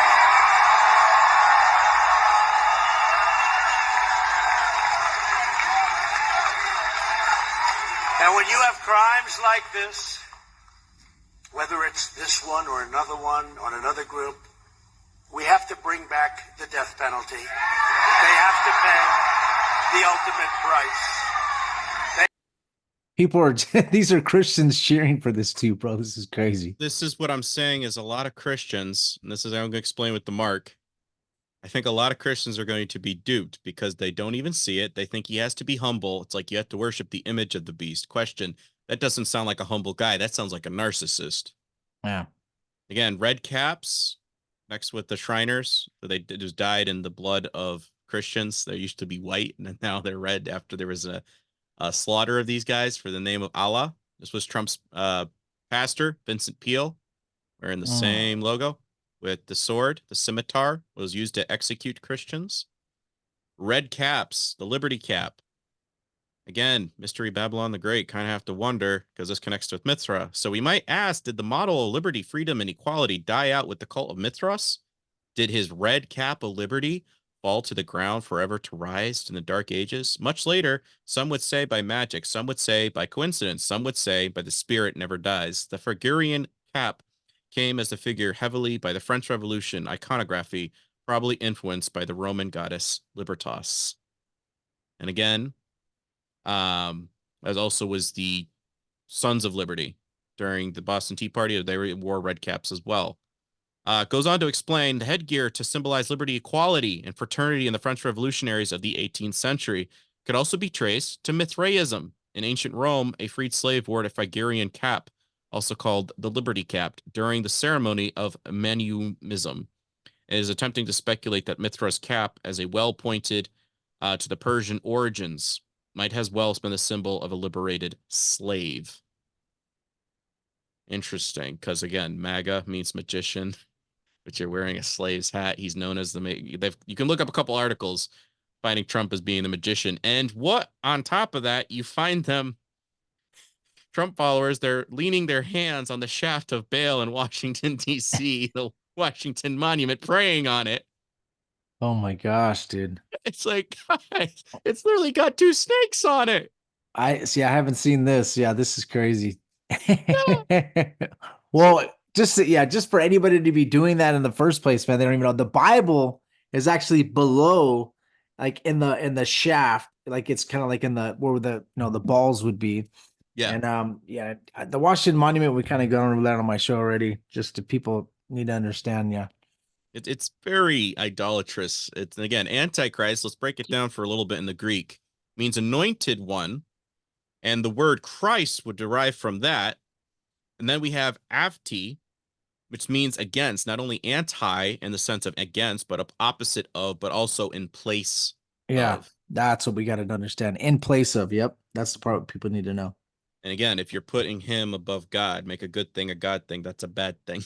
It's basically what that comes down. And the devil's not anti-religion. He's anti-Christ. He has devised so many religions and so many versions of Christianity to blind people to the truth of God's gospel. It's a very narrow road. Like I said, Christianity is basically the faith of riddles. You have the Holy Spirit, you have discernment, you have the oil in your lamp so that you do not fall asleep. And again, white horse, seeing a lot of white horse symbolism going on here, including 666 several times. Again, I'm wrapping it up. We're not going to be that much longer. Okay. Trump's also in charge of the Vatican Bank. And we're not going to play the clip because we're going to conduce some time. But you can find a book, God's Bankers, by Gerald Posner, GeraldPosner. If you follow me already on Instagram, I posted this. I'll probably repost several times, but just letting you know that the guy has done his due diligence and research, and he has discovered that Trump is basically in charge of all the exchequers around the world. Top of that, he just sold some shoes, hermetic shoes. The wings right on the 45. On the Empire of Iron and Clay, again, with the mixing of machines, kind of had to start scratching your head and going, well, this is one too many coincidences here. Again, Mithra, sun logo. Mithra had 12 disciples. Jesus had 12 disciples. Horus had 12 disciples. Constantly mixing that all in there. This is what Trump did during the solar eclipse. He had a video of him rising up in front of the sun like a Batman-like figure. Fun fact, Gotham means Goat City. Wow. Yeah. MAGA Red Dawn, Armageddon. In secret recording, Trump associate compares him to the Jewish Messiah. Lev Parnas, can be heard explaining it to Trump that the Messiah is the person that has come to save the world. This is a clip from them. Again, I'm only going to play about a minute of the English version, just some other aspects, because you're saying, well, well, this is what they think of him across the world.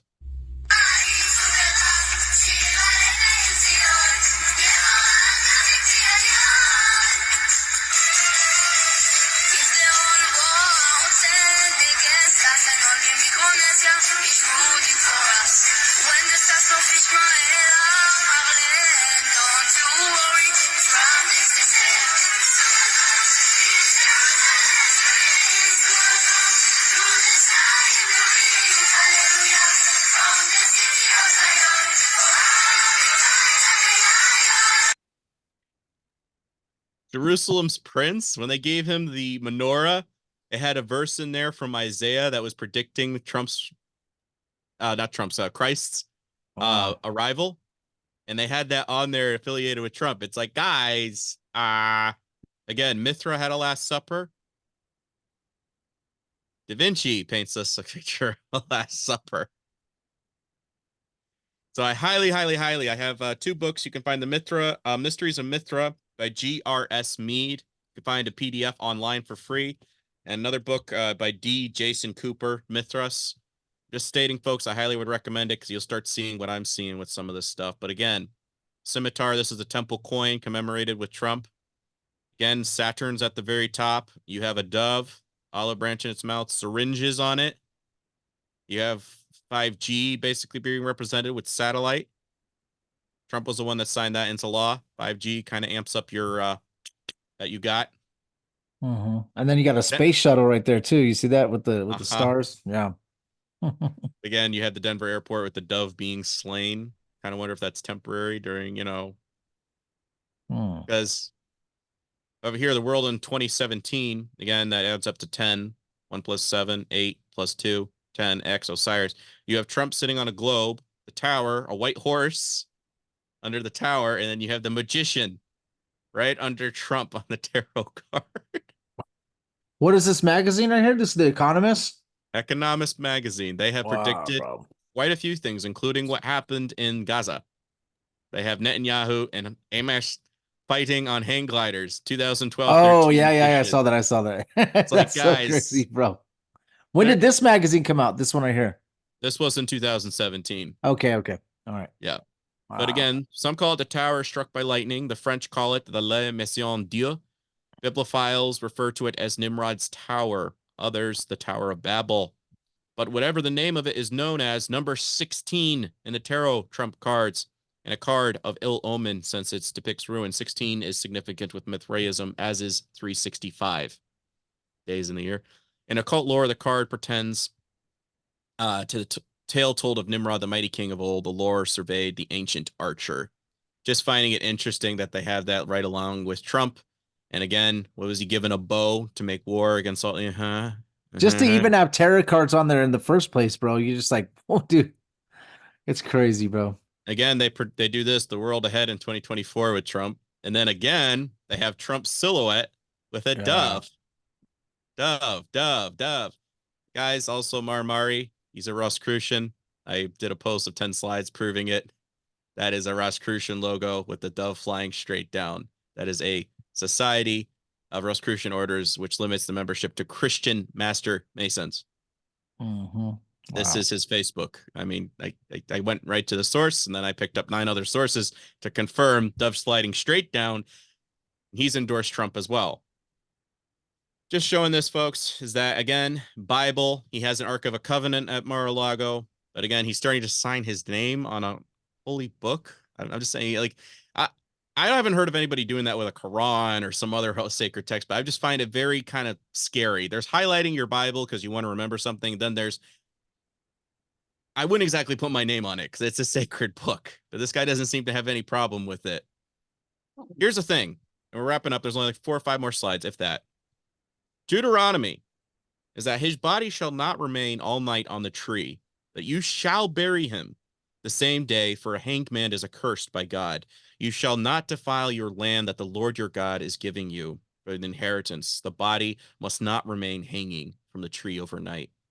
pre-Christian customs linked to Christ. In ancient worship, we find the mythology that would ultimately link the ancient customs to Christ's death and resurrection, says Alan Watts. It would be tedious to describe in detail all that has been handed down to us by the various rites of Tammuz, Adonis, and many others, but their universal theme, the drama of death and resurrection, makes the forerunners of Christian Easter, and thus the first Easter services. As we go to describe the Christian observances of Easter, we shall find many of the customs and ceremonies resemblance in the rites. Watts described the similarities of parallels shortly before the vernal equinox spring.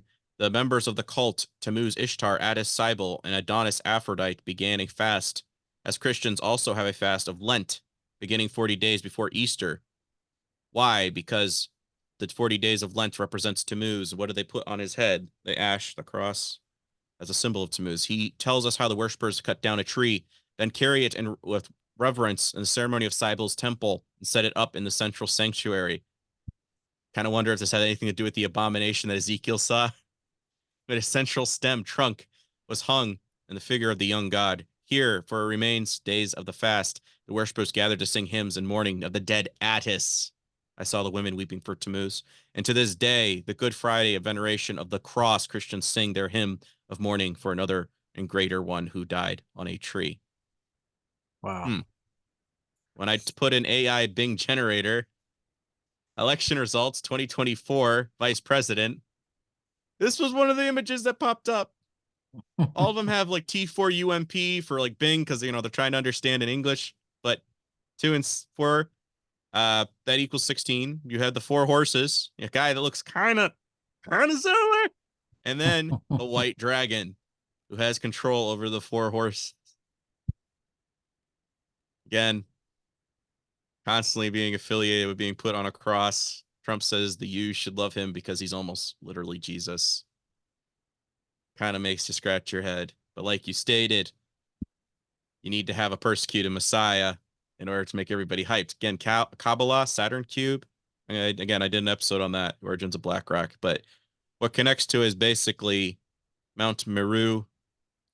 But this is the last slide. I think this is going to be the Antichrist symbol is either going to be the X from Twitter or it's going to be the literal cross. Why? Because it's emphasizing the thing Christ died on. It is his doppelganger symbol. And most Christians thinking they're being the good guys. Well, affiliates with Christ, right? No. Represents your body, the 6 points, the mini triangles, or the side polygon, your mind's eye, carbon, protons. This is what it represents, folks. And again, the black cube, when you fold up the cross, you have the top over here. And you fold those sides up, put that up, and then you fold this up, put that on top, boom, black cube. Saturn worship. You're worshiping the image and mark of the beast, not Christ. And this is the significance. And was it later on, I believe in Hebrews, where he says he put the cross before the throne of God. He had to die. So that's all I got for you today, Josh. Thank you for giving me a little extra time. But yeah. That's awesome, bro. Hey, you actually did it in a little less time than you even said. So that's awesome. And yeah. Oh, perfect. Hey, all this stuff is great, man. It's like we're just trying to expose the evil, you know, and wake people up and let people see what's going on. Yeah. Be wary. That's all I'm trying to show is that because a lot of people automatically jump on the Kamala, Biden, it's Hillary, and I'm over here just saying, be careful. This could be the one that just right past you because you're putting so much faith in one more election that you missed out on looking for Christ. And dude, you see, and also his, you know, his son-in-law was also looked at maybe as a false prophet point of view, where he was trying to build the third temple in Jerusalem, and they even made the blueprints for it and everything. So the people over there were thinking that he was maybe their Messiah. So it's really getting really crazy. And right now it looks like they're trying to have Trump. They're trying to like make it so that we want Trump back in office, even though people say that no way, they don't want him back, dude. You can see how they're setting it up, you know. So most countries love him, and folks are saying, well, what about all the liberal? I'm like, most of them are shot with the golden juice. Yeah, most of them are going to be probably passing out within the next 3 to 4 years. And what I'm trying to lay out to people is it goes back to the days of Noah. What is it? They need a Tammuz before they can put a Nimrod. So this would fulfill the what about Baron? If you want your Nimrod to be established, first, Daddy, or you have to reverse the cycle of the Tammuz, the Ouroboros. You have to go full circle. Yeah. But what does it say in the Bible? The days were cut short, or else no human flesh on earth. I don't know, but just throwing out some precautions for folks. For sure. So we'll go back to stop screen share, I think. Or do I do that? Let me see. I forgot how to do this. Do you have to do that? Well, stop share. There we go. There we go. Perfect. All right. So yeah, guys, thank you so much for tuning into this one. This was amazing. I appreciate you, breaking this down again for everybody that doesn't understand what's happening. I know there's still a lot of people that are still on that bandwagon, thinking that that he's the savior. But like always, we say, gotta focus on Jesus. Like Peter, when he was walking on water, he was focused on Jesus. As soon as he took his eye off Jesus, what did he do? He fell in the water, right? He lost faith. So we got to keep the faith. So any last words for our audience before we leave? I would just urge, again, if you had to put it on a scale, Christ or cross, can't be both. God's not a God of countries. He's a God of his people being Christians, the saints. So that's what we get with Galatians 3:28 and 29. And you can find me on Rumble and YouTube, where I did other further breakdowns that segue off of what I touched on here with Josh today. And thanks for having me back on, brother. I really appreciate it. No problem. I'll always have you back on. It's open. And, in the next couple months, I'll have you back on. Just shoot me a subject that you want to go over, that you did a deep dive like this one, and we'll have you on. So, all right, guys. Well, let's go to end this in prayer. So, Father God, in the name of Jesus, like I always say, protect this man, Brandon. He's digging deep and finding esoteric things that that goes against their evil agenda. He's like Ephesians 5:11. He's trying to expose evil and show people what these people are trying to basically they're the little magic tricks that they're trying to come up with. He's exposing it and showing so that we know what to expect as Christians. This is a Christian brother, so please protect him. Put your angels around him, and protect him and his family and anything he's trying to do. And Lord, we appreciate everything you do for us, Lord. I mean, I want to ask right now, I know my wife is going through some things, and my family is going through some hardships right now with my wife. I just want to ask that you put your healing hand on my wife. Anything that, Lord, what's happening. And I don't know if I want to even tell the audience yet, but what's happening, Lord. So if you could put your healing hand on my wife, Lord, I need that right now. And also on my family, protect my family. I know that the Satan tries to go against me and against people that are listening and against Brandon. And I just want to say, just help us to have that shield of faith, to dodge the wiles of the devil, and help us get into our word. Help me, Lord. The last 2 weeks I've been off of work trying to help my wife and my family, and I haven't really dug into your word in the last 2 weeks. Just help me get a little closer to you and read more of the Bible and study and get closer to you. Also, Brandon, as well, help him to, anything he's explaining, help make sure that it's scriptural and it's factual, and help me do the same, Lord. And thank you so much for everything you do for us. I love you. In Jesus' name, amen. So, amen. Yes, thank you so much, guys, for tuning in. If you guys could share this podcast with everybody you could share it with, give us a 5-star review on Apple, Spotify, and also subscribe to our YouTube. And thank you guys so much, and God bless you.